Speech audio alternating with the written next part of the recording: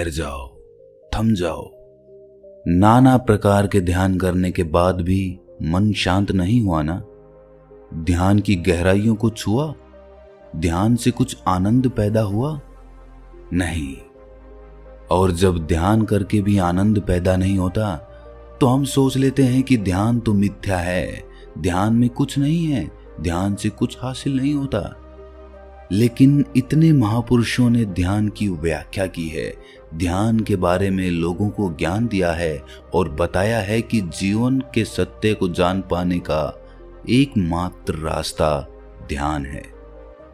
तो कहीं ना कहीं ध्यान में सच्चाई तो बसती है। वो बात अलग है कि हम उसे पहचान नहीं पाते या ध्यान की गहराइयों में जा नहीं पाते, लेकिन उसका कारण हम स्वयं होते हैं। हमारी आदतें हमारे विचार का रूप लेकर ध्यान की गहराइयों में जाने से हमें रोक देती है। अगर आप गहरे ध्यान का अनुभव करना चाहते हैं तो जो आदतें मैं आज आपको बताने वाला हूं, अगर वो आप छोड़ देते हैं, आप त्याग देते हैं, तो आप ध्यान में आसानी से उतर पाएंगे। और अगर एक बार आप ध्यान में उतर गए तो बस फिर आनंद ही आनंद, मन में शांति ही शांति। आखिर वो कौन सी आदतें हैं जो ध्यान में रुकावट पैदा करती है? चलिए इस कहानी के माध्यम से समझते हैं। इससे पहले कि आप इस कहानी में खो जाएं, इस चैनल को सब्सक्राइब जरूर कर लें। तो चलिए कहानी शुरू करते हैं। बात उस समय की है जब भगवान बुद्ध नगर नगर घूमकर ध्यान का प्रचार प्रसार कर रहे थे। इसी काम के लिए उन्होंने बहुत से बौद्ध भिक्षुओं को भिक्षा देकर और ज्ञान देकर अलग अलग दिशाओं में भेज दिया था, जो बुद्ध की तरह ही अलग अलग नगरों में उनकी सीख, उनके ज्ञान का प्रचार प्रसार कर रहे थे। ऐसे ही एक बौद्ध भिक्षु उत्तर भारत के गांव में आया हुआ था। वहां पर रहकर वो गांव वालों को ध्यान की शिक्षा दीक्षा दिया करता था और वहीं से भिक्षा मांग कर खाया करता था। वो नित्य सुबह और शाम गांव के लोगों को बुलाकर ज्ञान के ऊपर उपदेश और ध्यान की प्रक्रियाएं कराता था। ऐसे ही एक दिन चंद्र नाम का युवक अपने बहुत सारे मित्रों के साथ वहां पर ध्यान करने के लिए आता है। लेकिन 10 दिन तक ध्यान लगाने के बाद भी उसके अंदर कोई आनंद पैदा नहीं हुआ। इससे उसका मन ध्यान से हटने लगा। लेकिन चंद्र बहुत ही दृढ़ संकल्पी आदमी था। वो कैसे भी करके ध्यान की अवस्था को प्राप्त करना चाहता था। इसीलिए एक दिन संध्या समय उसने उस बौद्ध भिक्षु से एक सवाल पूछा। चंद्र ने कहा कि गुरुदेव, आप हमें ये तो बताते हैं कि ध्यान करने के लिए किस तरह की जीवन शैली अपनानी चाहिए, क्या क्या काम करने चाहिए, क्या क्या आदतें अपनानी चाहिए। आप हमें सब कुछ बताते हैं, लेकिन फिर भी मैं ध्यान में नहीं उतर पा रहा हूँ। क्या आप मुझे वो आदतें, वो चीजें बताने की कृपा करेंगे जो मुझे ध्यान के लिए अपने जीवन से हटा देनी चाहिए? मतलब वो आदतें जो मुझे ध्यान में गहरे उतरने के लिए छोड़ देनी चाहिए। ये सुनकर वो बौद्ध भिक्षु कहता है कि अक्सर इंसान को लगता है कि मैं 1 घंटे ध्यान में बैठूंगा और ध्यान में बहुत गहरा उतर जाऊंगा, और वो जब 1 घंटे ध्यान करता है तो उसे कुछ गहराइयां हासिल नहीं होती। अब समझने की बात यह है कि ध्यान कोई खेल, कोई काम नहीं है जो आपको 1 घंटे ही करना है। ध्यान जीवन जीने की शैली, जीवन जीने का तरीका है। इसीलिए जीवन के हर कार्य में ध्यान का होना बहुत जरूरी है, वरना तो आप 1 घंटे के ध्यान में कुछ भी हासिल नहीं कर पाएंगे। अक्सर लोग ध्यान की एक दिनचर्या बना लेते हैं।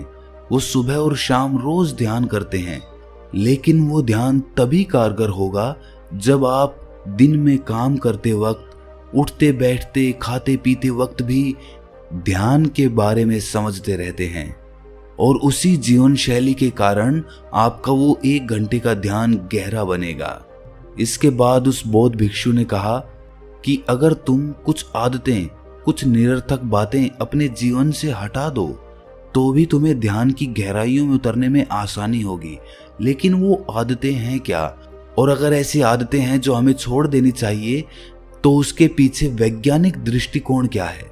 इस बात का जवाब देते हुए बौद्ध भिक्षु ने कहा कि सबसे पहले याद रखो कि हमारी इंद्रियां ही ज्ञान की ग्रहणशील होती हैं। हम कोई भी अच्छा या बुरा ज्ञान अपनी इंद्रियों के माध्यम से ग्रहण करते हैं। इंद्रियां मतलब आंख, नाक, कान, जीभ और त्वचा। आंखों से हम देखते हैं, कानों से हम सुनते हैं और इसी तरह से और सारी इंद्रियों के द्वारा हम ज्ञान ग्रहण करते हैं। तो ये बात यहाँ पर समझने की होती है कि हमारी इंद्रियां क्या ग्रहण कर रही हैं। हमें सचेत होना पड़ेगा, हमें सतर्क होना पड़ेगा कि हमारी आंखें क्या देख रही हैं, हमारे कान क्या सुन रहे हैं। और जो हम देखते और सुनते हैं, ज्यादातर वही विचार हमारे ध्यान में घूमकर वापस लौट आते हैं, जिससे हम ध्यान में नहीं उतर पाते। अगर हम अपनी 5 इंद्रियों के प्रति सचेत हो जाते हैं, जैसे कि हम अपनी आंखों से क्या देख रहे हैं, हम अपने कानों से क्या सुन रहे हैं, हम अपनी जीभ से कैसा स्वाद ले रहे हैं, हमारी त्वचा पे किसी का स्पर्श हमें कैसा अनुभव देता है और हम अपने नाक से कैसी सुगंध ले रहे हैं। अगर हम इन सब इंद्रियों के प्रति सचेत हो जाते हैं तो हम निरर्थक ज्ञान को अपनी इंद्रियों के दूर से ही बाहर भेज सकते हैं। लेकिन वो तभी संभव होगा जब हम सचेत रहेंगे। जैसे कि हमें किसी ने गाली दी, हमें पता है कि हमारे कानों ने गाली सुनी, लेकिन हमने वो ली ही नहीं, हमने वो अपने अंदर जाने ही नहीं दी। और वही कान जब ज्ञान का उपदेश सुनते हैं तो वो पूरा ध्यान लगा देते हैं, पूरे सचेत होकर पूरे होश में वो पूरा ज्ञान ग्रहण कर लेते हैं। इसी तरह से और सब इंद्रियां हमें अलग अलग अनुभूति देती हैं। जैसे कि किसी वेश्या का स्पर्श और एक माता का स्पर्श, दोनों के स्पर्श में बहुत अंतर होगा, लेकिन अगर हम सचेत होंगे तो दोनों के स्पर्श को हम अलग अलग तरीके से अनुभव कर पाएंगे और ये देख पाएंगे कि किस स्पर्श के कारण हमारा मन अशांत होता है। और दूसरी आदत जो एक नवयुवक या कहें कि जो आदमी नया नया ध्यान करने लगा है उसकी प्रक्रिया में बाधा बनती है, वो है संयम। हर इंसान, हर आदमी सब कुछ बहुत जल्दी पाना चाहता है और ये ध्यान के संबंध में भी सच हो जाता है।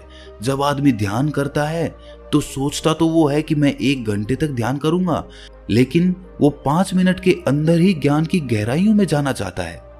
लेकिन ध्यान तो ठहराव है, ध्यान तो रुक जाना है, ध्यान तो ठहर जाना है, थम जाना है। जरा सोचिए, क्या जल्दबाजी करके हम ठहर सकते हैं? क्या ये दोनों चीजें एक साथ हो सकती हैं? जल्दबाजी, थम जाना? नहीं हो सकता, कभी नहीं हो सकता। अगर आप जल्दबाजी करेंगे तो आप कभी ठहर नहीं सकते, और अगर आप ठहर जाते हैं तो आप कभी जल्दबाजी नहीं कर पाएंगे। इसीलिए ध्यान में गहरे उतरने के भाव को, ध्यान से कुछ हासिल करने के विचार को, उस सोच को त्याग दो, उसको छोड़ दो, क्योंकि वही विचार, वही अनुभूति तुम्हें ध्यान की गहराइयों में ले जाने से रोक देगी। कुछ हासिल करने की सोच लेकर यहाँ पर कुछ हासिल नहीं होता।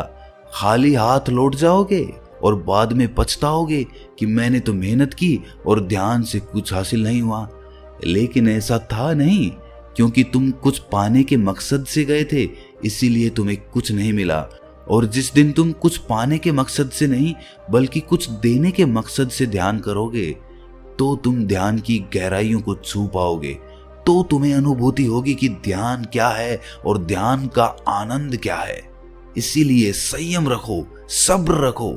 सब्र के फल हमेशा मीठे होते हैं। ये हमने सुना तो है लेकिन कभी अमल नहीं किया। लेकिन अगर जीवन के आनंद को अनुभव करना है तो संयम और सब्र ये आपको अपनाना होगा और जल्दबाजी की आदत छोड़नी होगी। कोई भी काम करें, कुछ भी करें, आराम से, शांत भाव से। कुछ जल्दबाजी करने की जरूरत नहीं है, क्योंकि आपके जल्दबाजी करने से या संयम रखने से उस काम पे कोई फर्क नहीं पड़ेगा। वो काम तो फिर भी पूरा होगा। हो सकता है उसमें वक्त थोड़ा ज्यादा लग जाए, लेकिन वो वक्त ही आपके लिए ध्यान का रूप बन जाएगा। इसीलिए संयम रखें, सब्र रखें और सब्र से ही हर काम करें। तीसरी आदत जो आदमी को ध्यान की गहराइयों में उतरने के लिए छोड़ देनी चाहिए वो है कि ज्यादा लोगों से दोस्ती। जी हाँ, आपको सुनने में ये अजीब लगता होगा। आपको तो लगता होगा कि ज्यादा से ज्यादा दोस्ती करने से हमारा वर्चस्व फैलेगा, लोग हमें जानेंगे। लेकिन ध्यान के संबंध में ये आदत आपके रास्ते में बाधा बन सकती है। अब सोचिए ज्यादा लोगों से दोस्ती कैसे बाधा बन सकती है? जब आप ज्यादा लोगों से दोस्ती रखते हैं, इसका मतलब ये है कि आप अपने एकांत का आनंद नहीं उठा पा रहे। आपको खुश रहने के लिए, जोश में रहने के लिए और लोगों की सहायता चाहिए होती है, और इसीलिए आपने बहुत से लोगों से दोस्ती बना रखी है। लेकिन वो दोस्त या वो दोस्ती आपको अपने एकांत तक नहीं पहुंचा सकती, आपको अपने आनंद तक नहीं पहुंचा सकती, क्योंकि वो दोस्ती आज नहीं तो कल खत्म हो जाएगी। उसके बाद आपको अकेले ही रहना पड़ेगा। तो क्यों ना आज से ही मैं अपने अकेलेपन को स्वीकार कर लूं और अपने एकांत की तरफ यात्रा शुरू करूं। और इस संबंध में एक और समस्या पैदा होती है, तो हमें ज्यादा समय उनके साथ बिताना पड़ता है। उनको खुश करने के लिए तरह तरह का अभिनय करना पड़ता है। और यही बात लागू होती है ज्यादा प्रेम संबंधों में। जो आदमी बहुत ज्यादा प्रेम संबंध रखता है, मतलब बहुत ज्यादा औरतों के साथ संभोग करता है, उनके साथ रहता है, ऐसे आदमी के चित्त से भी शांति गायब हो जाती है, क्योंकि उसका दिमाग और उसका मन उसी तरह भटका रहेगा, उसी की ओर आकर्षित रहेगा। और आज नहीं तो कल जब वो ध्यान में बैठेगा तो उन्हीं के चित्र, उन्हीं दोस्तों के, उन्हीं औरतों के वो बार बार हमारे ध्यान में घूमते रहेंगे। इसीलिए कम लोगों से दोस्ती रखो। ऐसे लोगों से दोस्ती रखो जो ध्यान की तरफ अपनी यात्रा तय कर रहे हों, ताकि आप उनके साथ बैठें तो आपकी चर्चाएं व्यर्थ ना हो, किसी की चुगली ना हो, किसी के बारे में बुरा ना कहें, सिर्फ हम ध्यान के बारे में ही चर्चा करें, ताकि वो दोस्ती एक सत्संग बन जाए और उसमें हम ज्ञान की गहराइयों को छू पाएं, सत्य को समझ पाएं, और जिससे हम ध्यान के बारे में भी समझ सकें। किसी दूसरे से उम्मीद या आकांक्षा आपको हमेशा दुख देगी। हो सकता है एक दो बार के लिए आपको सुख मिले, आपको कोई फायदा मिले, लेकिन बाद में वो चीज आपको दुख ही देगी, क्योंकि जब आदमी आपकी उम्मीदों पर खरा नहीं उतरता तो आपके दिल पर आघात पहुंचता है। इसीलिए अगर उम्मीद रखनी है तो खुद से रखो। अपने परिवार वालों से भी कोई उम्मीद मत रखो, अपने बेटे से, अपने पिता से कोई उम्मीद मत रखो। बिना उम्मीद के उनसे प्रेम करो, बिना आकांक्षा के उनके साथ रहो। उसके बाद खुद से उम्मीद करो, खुद से आकांक्षा करो कि मैं ये कर सकता हूँ या नहीं कर सकता हूँ।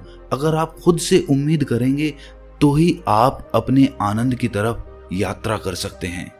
अच्छा, मैं आपसे एक सवाल पूछता हूँ, क्या दूसरों को खुश करने से आपको खुशी मिलती है? शायद आप इसके जवाब में हाँ बोलेंगे।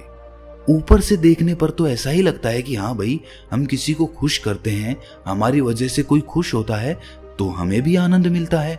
लेकिन अगर हम इसका दूसरा पहलू देखें, जब आप किसी को खुश करते हैं तो आप दूसरों के अधीन हो जाते हैं। कहने का अर्थ ये है कि किसी आदमी को खुश करने के लिए आपको ये जानना होगा कि उस आदमी को खुशी किस चीज से मिलती है, और जब आप ये जान लेते हैं तो आप वही करने की कोशिश करते हैं जो चीज उस आदमी को खुशी देती है। लेकिन बहुत बार ऐसा होता है कि जो चीज उस आदमी को खुशी दे रही है उसको करने से मुझे खुशी नहीं मिलती, लेकिन उसे खुश करने के लिए मुझे ये काम करना पड़ता है। इसीलिए मुझे अपने जीवन के आदर्शों को ताव पर रखना पड़ता है, और कई बार उन आदर्शों का उल्लंघन भी हो जाता है। किसी को खुश करिए, खुश करना अच्छी बात होती है, लेकिन अपने आदर्शों और अपने मूल्यों को ताव पर रखकर नहीं।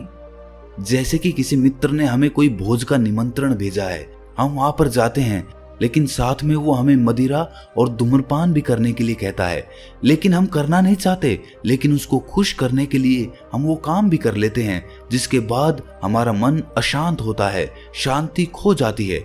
अगर आपका मन मदिरापान करने का नहीं कर रहा है तो कोई मतलब नहीं बनता कि आप दूसरे को खुश करने के लिए वही काम करें जिससे वो खुश होगा। भाई, मैं मदिरापान करूंगा, उससे आपको खुशी मिलेगी, इस बात का क्या संबंध है? इसीलिए अज्ञानता के अंधेरे से बाहर आएं, समझे, देखें, विवेक का इस्तेमाल करें, बुद्धि का इस्तेमाल करें। आपको सब कुछ खुद ही स्पष्ट नजर आने लगेगा। मेरा काम आपको शिक्षा देना नहीं है, कोई प्रवचन देना नहीं है, बल्कि आपका विवेक जगाना है। और जिस दिन आपका विवेक जाग गया, आपको किसी को सुनने की जरूरत नहीं पड़ेगी। आप खुद के गुरु स्वयं होंगे, और उसके बाद आपको कोई धोखा, कोई फरेब नहीं दे पाएगा। और अगर अज्ञानता से बाहर आना है तो तो एक छोटी सी प्रक्रिया हमेशा करते रहिए। अपनी श्वास के प्रति, अपनी सांसों के प्रति सचेत रहिए। अगर सांस छोटी जा रही है तो हम जान रहे हैं कि सांस छोटी है, और अगर सांस लंबी जा रही है तो हम जान रहे हैं कि सांस लंबी है। और वो सांस नाक के कौन से कोने से टकराकर बाहर आ रही है, इसके बारे में भी हमें सचेत होना होगा। इस क्रिया को कुछ भी काम करते वक्त अपने दिमाग में रखिए। इसके बाद आप ज्ञान को धीरे धीरे हासिल करने लगेंगे। आप